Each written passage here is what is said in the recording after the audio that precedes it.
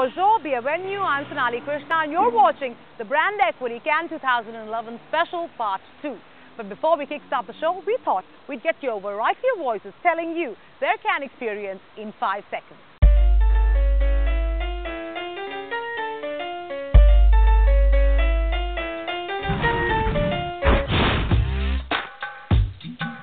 The sun, the sand, the parties, and great advertising. Cannes Lions 2011 was all this and more for the global creative milieu. I love Cannes! Around lots of good-looking people, yeah. Every year is very stimulating. It was perfect. We gave the advertising folks just under 5 seconds to capture their experience at the festival and, of course, to test their mettle. Richer in experience, in friends, in knowledge. I'm going to come back next year. The parties are basically as in Portugal, in my country. These seminars with these people, you don't have. My top 3 were Patti Smith, Edward de Bono, and Chuck and Robinson. They made my day. I will go to all seminars and all parties, which some of them were missed by me. Next time I will not miss, definitely. It's fun. It's beautiful weather and lots of good energy, so it was really a great experience. This is my first time here. I'm so excited. I'm going to actually change my retirement plan so I can boost it up and move here, literally. He's 78 and his mind is more nimble than mine and yours. He is regarded as the leading international authority on creative thinking and innovation. And it was he who coined the term lateral thinking and authored the bestseller, The 6 Thinking Hats. Ladies and gentlemen, I bring you the legend himself, Edward de Bono. Thank you so much for joining us, Dr. Bono. Truly a pleasure to have you on the show. My pleasure. I've heard that you're looking to set up a palace of ideas. Well, it's a palace of thinking. What happened many years ago at the United Nations, I tried to set up a group to develop additional ideas, alternative ideas, new ideas. We had many meetings and coffee and nanas at some of them, but it proved impossible because they said we are not here to think, we're here to represent our countries, not to think. Right. And that's understandable, because if they came up with an original idea their country didn't like, that's no use. So there's a need somewhere in the world for a place to develop additional ideas. So we want to set up a palace of thinking which would have 2 functions. One is to receive ideas from anywhere and to publish and promote the best ones. And I'll give you an example. One time in Delhi, I was giving a talk in the evening, and afterwards the young man came up to me and he said, I've got a new idea for democracy. He said, if you have children, you should have 1 extra vote. Not 1 per child, but just 1 extra vote. Sure. The reason being, if you have no children, you're not concerned about the future. If you're 50 years old, you don't care about climate change. It's going to last you your lifetime. But if you have children, you have a commitment to the future. And it's an interesting idea. And the second function of the palace of thinking would be to set up particular task forces or creative meetings to focus on world issues and problems and develop some additional ideas. I also heard you say at your session that when you ask anybody today what is the world currently facing, the most common answer would be climate change. Climate change. But you, of course, beg to differ. Oh, I really believe the biggest problem in the world is poor thinking. Because culturally, at least in the West, we've developed thinking for finding the truth. And this was the influence of the church in the Middle Ages, finding the truth to prove heretics wrong and to support the belief system. So we developed good thinking for finding the truth, which has served us very well in science, find the truth and so on. But we never developed culturally thinking for creating value. I mean, individuals have individual entrepreneurs, inventors, innovators, but culturally never. It's not in education. Thinking for creating value. And that is very important, because in politics, even at the top level, it's all about judgment.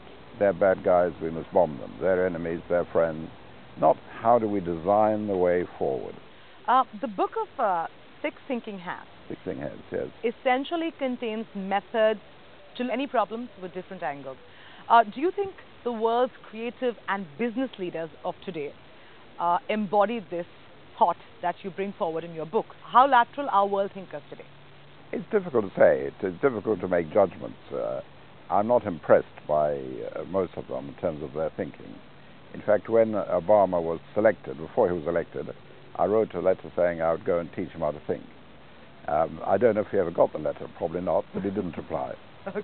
So maybe that's been a problem. You're also one of the rare people who've had the opportunity to work with several business leaders across verticals, across geographies.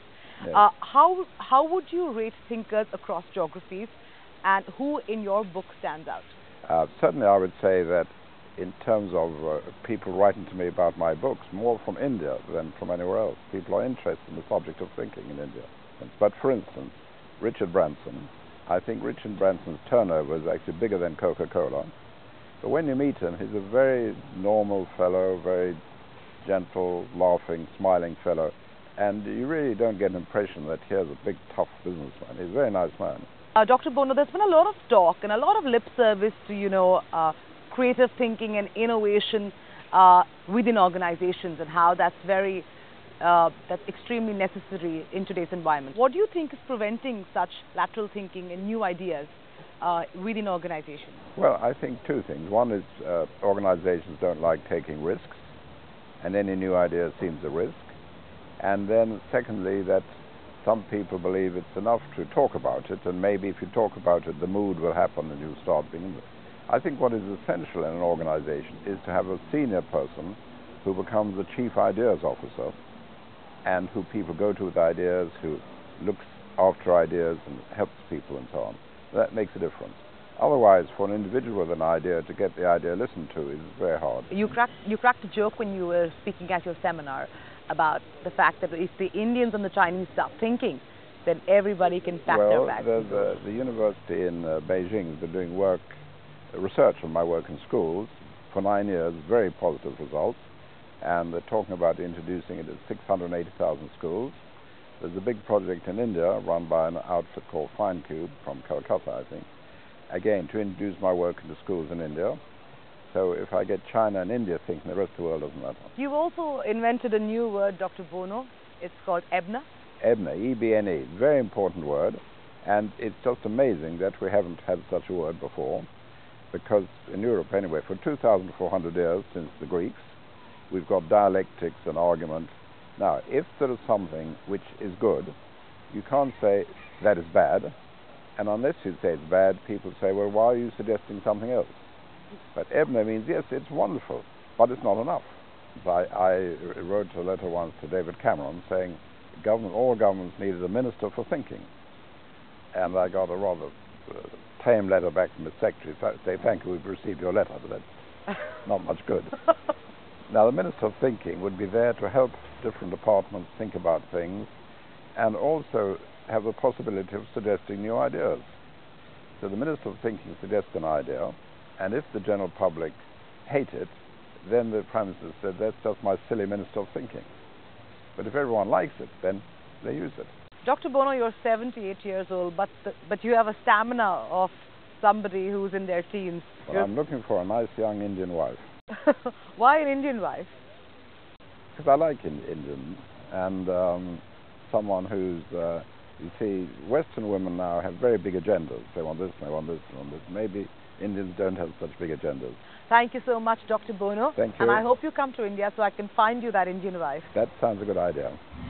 After that very interesting conversation with De Bono, it's time for a short breather. But stay with us, as up next we bring you the Saatchi & Saatchi New Director Showcase at Cannes 2011. Stay tuned.